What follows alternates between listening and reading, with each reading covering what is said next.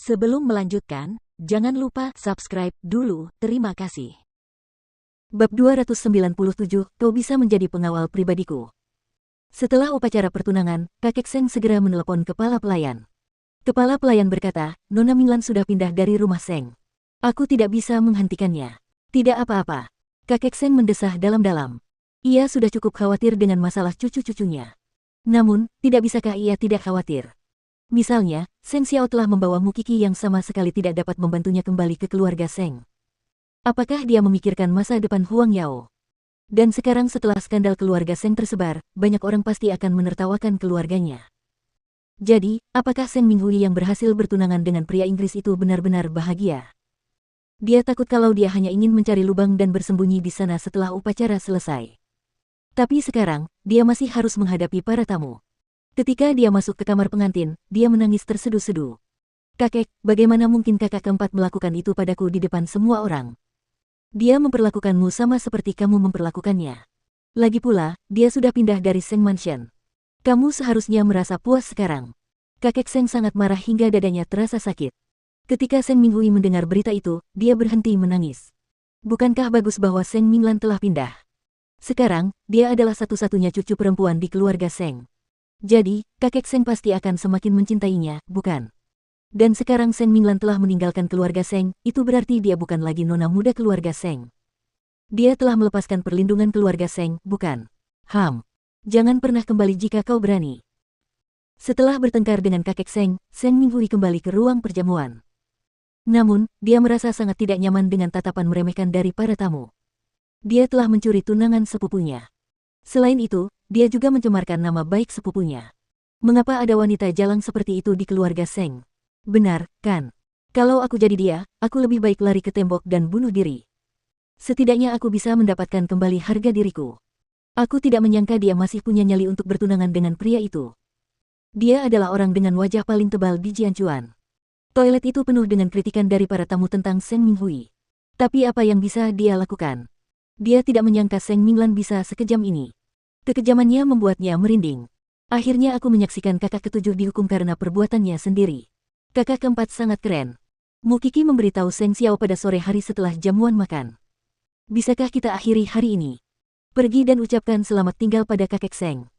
Lalu kita akan pergi dan merayakan berdirinya perusahaan baru kakak keempat bersamanya. Perusahaannya baru saja terbentuk hari ini. Mukiki menutup mulutnya karena terkejut. Apa yang kita tunggu? Mukiki menyeret Seng Xiao ke kakek Seng. Pada saat yang sama, kakak ketujuh juga ada di sana. Sudah hampir waktunya, kita akan berangkat sekarang. Seng Xiao, aku yakin kau pasti menertawakanku di belakangku. Saudari ketujuh terdengar masam. Terutama kau, Mukiki. Kau pasti senang. Jangan coba-coba menyalahkanku atas hal-hal yang tidak kulakukan. Aku tidak melakukan apapun hari ini dan kamu harus bersyukur kepada Tuhan untuk itu. Jika aku melakukannya, apakah kamu pikir kamu masih bisa berdiri di sini dengan aman dan sehat? Seng Xiao mengejeknya ketika kakak ketujuh mencoba menyakiti Mukiki lagi. Kakak ketujuh tetap bungkam. Baiklah, jangan berlebihan, kata kakek Seng. Pergilah. Lagi pula, tidak ada yang bisa dilakukan di sini. Kakek. Seng Xiao menyeringai dan membawa Mukiki keluar dari hotel. Namun, kakak ketujuh masih mengeluh. Kakek, kakak keempat selalu jinak, mengapa dia meledak seperti ini hari ini? Tidakkah kamu merasa aneh? Ini semua salahmu. Kau harus bersikap baik. Jangan main-main dengan Mukiki untuk saat ini sampai jamuan makan untuk tamu VVIP direncanakan. Aku tidak butuh kau untuk membuatku punya lebih banyak musuh. Baik, kakek, sahut kakak ketujuh dengan enggan. Semuanya tergantung pada jamuan makan untuk para VVIP. Meskipun dia dipermalukan oleh Seng Minglan hari ini, dia akan membuatnya menyesal suatu hari nanti. Di sisi lain, Seng Minglan telah resmi pindah dari Seng Mansion. Selain itu, perusahaan barunya juga telah resmi berdiri. Saat ini, ia tengah menghadiri upacara pemotongan pita bersama para pemegang saham lainnya di depan pintu masuk perusahaan barunya. Bukan masalah besar untuk meninggalkan keluarga Seng. Karena dia akan mengandalkan dirinya sendiri mulai hari ini. Adapun kakek Seng, dia tidak akan berani datang dan menghentikannya di depan umum. Dia mengakui bahwa dia sengaja bertengkar dengan kakek Seng di depan umum. Dia perlu memberitahu semua orang bahwa kakek Seng telah berbuat salah padanya. Karena alasan ini, kakek Seng tidak berani terlalu ikut campur dalam keputusan yang dibuatnya. Tak lama kemudian, Seng Xiao, Mukiki, dan Jing Yun tiba di tempat kejadian. Itu adalah salah satu momen terpenting dalam hidup Seng Minglan. Namun, mereka tidak terlalu dekat. Mereka hanya berdiri dan menonton dari jarak yang tidak terlalu jauh. Mereka menunggu hingga acara selesai, baru kemudian Mu Qi melambaikan tangan ke arah Seng Minglan. Kakak keempat, kamu terlambat. Kami sudah berdiri di sini dan menonton selama ini. Seng Xiao mengangkat alisnya. Kau merindukan tepuk tangan meriah yang diberikan kepadamu setelah kau pergi. Kurasa aku harus menebusnya sekarang. Seng Minglan meninju dada Seng Xiao dengan ringan. Jangan bercanda denganku. Seng Xiao tersenyum dan bergerak mendekati Seng Minglan. Dia berbisik di telinganya tanpa membiarkan Jing Yun mendengar suaranya. Aku akan memberimu hadiah khusus untuk mengucapkan selamat atas berdirinya perusahaan barumu. Apa itu? Tidakkah kau ingin tahu siapa Shaolin? Dia ada di sampingku. Seng Xiao memberi isyarat. Namun, Seng Minglan langsung mengerti maksudnya. Seng Xiao mengatakan bahwa pemilik kartu emas itu adalah Jing Yun. Bagaimana? Apakah kamu menyukai hadiahnya? Karena kamu sudah memberiku hadiah, aku akan meminta satu lagi. Apakah kamu bersedia memberikannya kepadaku?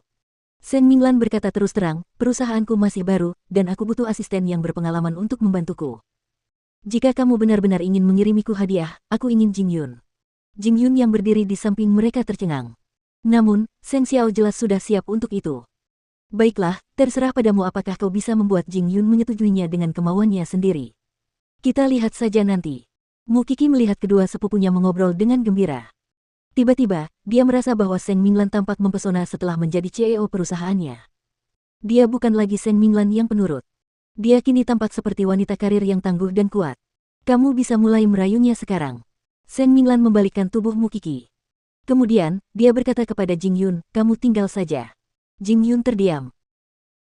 Jika Xiaoqi membutuhkan bantuanku untuk jamuan makan VVIP, beritahu saja aku. Seng Minglan berteriak di belakang keduanya. Namun Seng Xiao melambaikan tangannya. Kier tidak membutuhkan bantuan apapun. Jing Yun terpaksa tinggal dan menghadapi Seng Minglan sendirian. Nona. Aku sudah bukan Nona Seng, kata Seng Minglan dengan tenang. Jika kamu tidak ingin menjadi asisten pribadiku, ada pilihan lain untukmu. Kamu bisa menjadi pengawal pribadiku.